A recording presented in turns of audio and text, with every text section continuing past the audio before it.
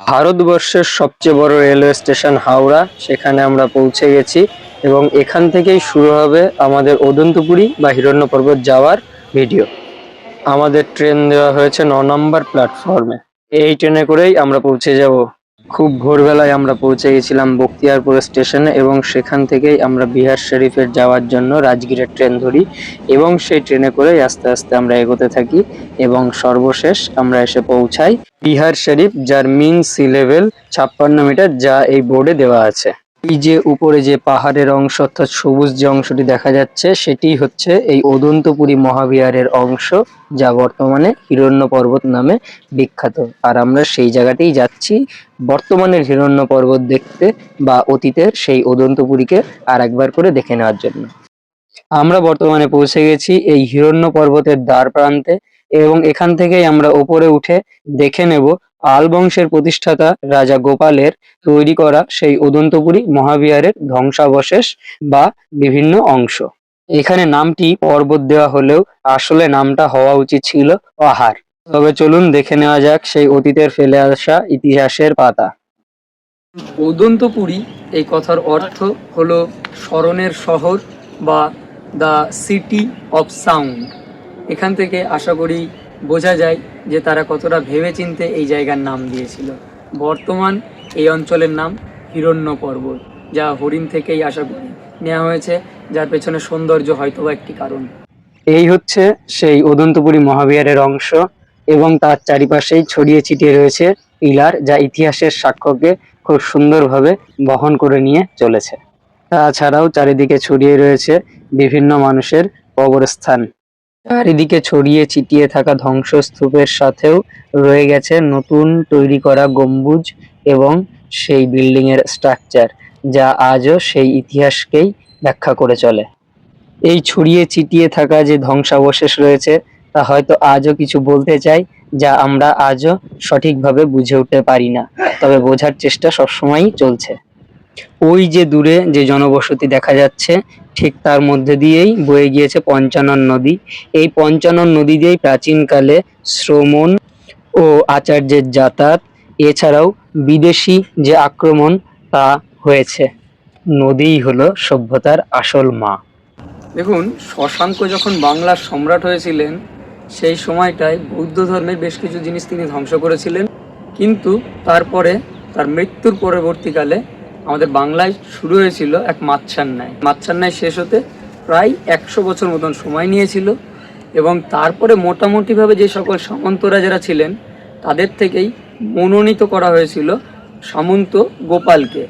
এই গোপালই হচ্ছেন পাল বংশের প্রতিষ্ঠাতা এবং তিনি নির্বাচিত হয়েছেন যেহেতু জনগণ থেকে, তাই তিনি প্রথম একটি বিশ্ববিদ্যালয় তৈরি করেছিলেন।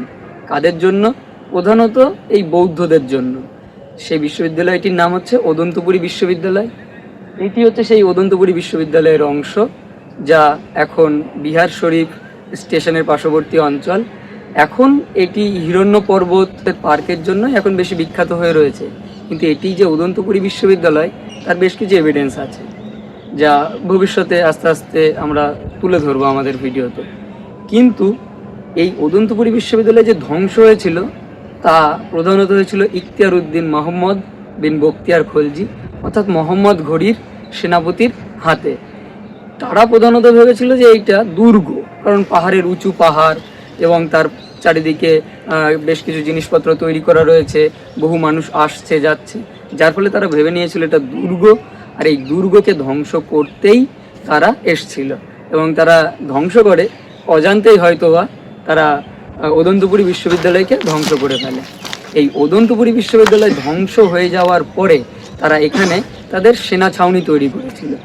সেই সেনা ছাউনি তৈরি করেছিল ১২০১ থেকে ১২০৬ এই সময়টার মধ্যেই সেনা ছাউনি হয়েছিল এবং এই সেনা ছাউনি থেকেই তারা পরবর্তীকালে নালন্দা বিশ্ববিদ্যালয় ধ্বংস করেছিল, যা এরপরে আমাদের এইখানেই অর্থাৎ এই চ্যানেলেই আসবে। এই নালন্দা বিশ্ববিদ্যালয় যখন ধ্বংস হলো তারপরে তিনি চলে গেলেন বাংলা বিজয়ে। বাংলা বিজয় করার পরে তিব্বতে গেলেন এবং সেখান থেকে ফিরে আসার পরে তিনি মারাও গেলেন। এই অদন্তপুরী বিশ্ববিদ্যালয়ে প্রায় ১২,০০০ শিক্ষার্থী পড়াশোনা করত এবং তারা বিভিন্ন বিষয় যেমন দর্শন, বৌদ্ধ ধর্ম ইত্যাদি বিভিন্ন বিষয়ে তারা পড়াশোনা করতো। এইটা যে ধ্বংস হয়েছে বা ধ্বংসপ্রাপ্ত হয়েছে তার বেশ কিছু এভিডেন্স এখনো আছে, যা আমাদের এখানে কিছু কিছু তুলে ধরব। আর এই হিরণ্য পর্বত, তার চারিপাশ থেকে আপনি যদি ম্যাপের মাধ্যমে দেখেন তাহলে বুঝতে পারবেন যে চারিপাশ দিয়ে দেওয়াল আছে, এর একটা স্ট্রাকচার আছে। এর যে ঢোকার গেট, সেই ঢোকার গেটেও আছে একটি প্রাচীন স্ট্রাকচার, যা থেকে আপনি গেস করতে পারবেন যে এটি এখানে থাকা উচিত নয়, কিন্তু এটা এখন বর্তমানে আছে।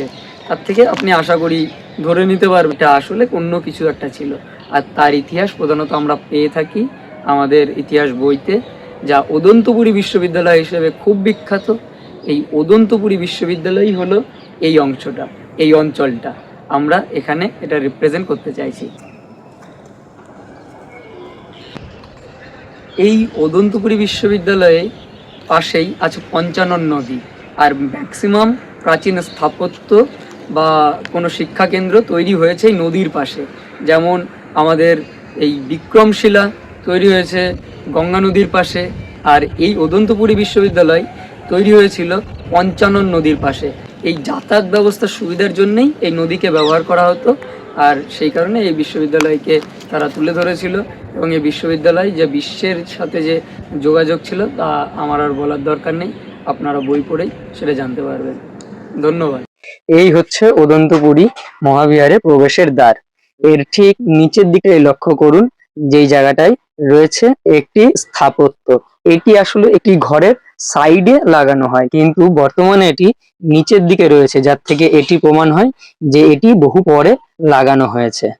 এবং তার থেকে এটিও প্রমাণ হয় যে এর আগে এটি ধ্বংসপ্রাপ্ত হয়েছিল এবং তারপরেই এই পাথরটিকে এই জায়গায় স্থাপন করা হয়েছে। অন্যান্য বিল্ডিং গুলোকে লক্ষ্য করলেই দেখতে পারবেন যে বেশিরভাগ বিল্ডিংই ভাঙা রয়েছে এবং চারিদিকে ছড়িয়ে ছিটিয়ে রয়েছে বহু কবরস্থান, যার ফলে এটিও প্রমাণ হয় যে এখানে একটি সময়ে ইসলামীয় রাজত্ব বেশ ভালোভাবে চলেছে। ইতিহাস অনুযায়ী বলা যায় যে এই উদন্তপুরী ধ্বংস হওয়ার পরে তা হয়েছিল এক সেনা ছাউনি। এই ভেঙে পড়ে থাকা পিলারও সেই অতীতের ঐতিহ্যকেই বহন করে চলে।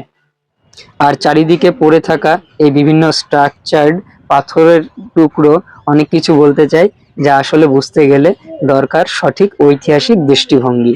আমি বর্তমানে যেখানে দাঁড়িয়ে আছি তার চারিপাশ দিয়ে রয়েছে প্রচুর পরিমাণে কবরস্থান এবং সামনে রয়েছে সেই স্থাপত্যের অংশ। এই উদন্তপুরী মহাবিহারের চারিদিকেই প্রচুর পরিমাণে কবরস্থান রয়েছে, যা প্রমাণ করে যে এই যে সেনা ছাউনি, তার যে সেনারা ছিল তাদেরকে এখানটাই কবরস্থ করানো হতো। ইতিহাস যে সর্বদা পরিবর্তনশীল তা এর থেকে বোঝা যায়, যা একসময় মহাবিহারের মর্যাদা পেয়েছে তা আজ মর্যাদা পায় একটু অন্যরকম ভাবে। এই জায়গাটায় এসে আমাদের খুব বাজে অভিজ্ঞতা হয়েছে। বেশ কিছু জায়গা আমরা ক্যাপচার করতে পারিনি, কারণ বেশ কিছু অসাধু ব্যক্তি তাদের মানসিকতাকে উপস্থাপন করেছে আমাদের সামনে। কিসের মাধ্যমে? তারা একটা হিউজ অ্যামাউন্ট চেয়েছে যে আপনাদেরকে এত পেমেন্ট করতে হবে। তারা জানি না এখানকার তারা রক্ষক না ভক্ষক, কিন্তু তারা এটা করেছে। আমাদের যেহেতু বর্তমানের অভিজ্ঞতা, তাই এটিকে আমি জানিয়ে রাখলাম। আপনারা যদি কখনো আসেন তাহলে অবশ্যই সাবধান থাকবেন। আপনাদের আসতে গেলে বখতিয়ারপুর, অর্থাৎ হাওড়া থেকে বখতিয়ারপুর স্টেশন হয়ে সেখান থেকেই রাজগীরের ট্রেন ধরে বিহার শরীফে নামবেন এবং সেখান থেকে যে কোনো আঞ্চলিক যানবাহন নিয়ে এই হিরণ্য পর্বত বললেই তারা এসে আপনাকে পৌঁছে দেবে এবং তারপরে আপনি ঘুরে দেখুন এবং নিজের মতন করে ভেবে দেখুন। এই উদন্তপুরী মহাবিহার ছিল মহাযান ও তান্ত্রিক ধারার অন্যতম শিক্ষাকেন্দ্র। তিব্বতীয় সূত্র অনুযায়ী অভয়কর গুপ্ত, রত্নাকর শাস্ত্রী এবং অতীশ দীপঙ্কর এরা এখানে শিক্ষাদান করেছিলেন। এই বিহারের ধ্বংসযজ্ঞ দেখে আচার্য সাক্ষ্যশ্রী ভদ্র জগদ্দল বিহারে পালিয়ে যান। এই ভাঙাচোরা পাথরে মোড়া পাজল অথবা চেসবোর্ড অথবা রুবিক্স কিউবকে ফেলে রেখে আমরা চললাম আমাদের নতুন গন্তব্য, অর্থাৎ নালন্দা বৌদ্ধ মহাবিহারে, যা আসছে আমাদের চ্যানেল লা নিমোতে।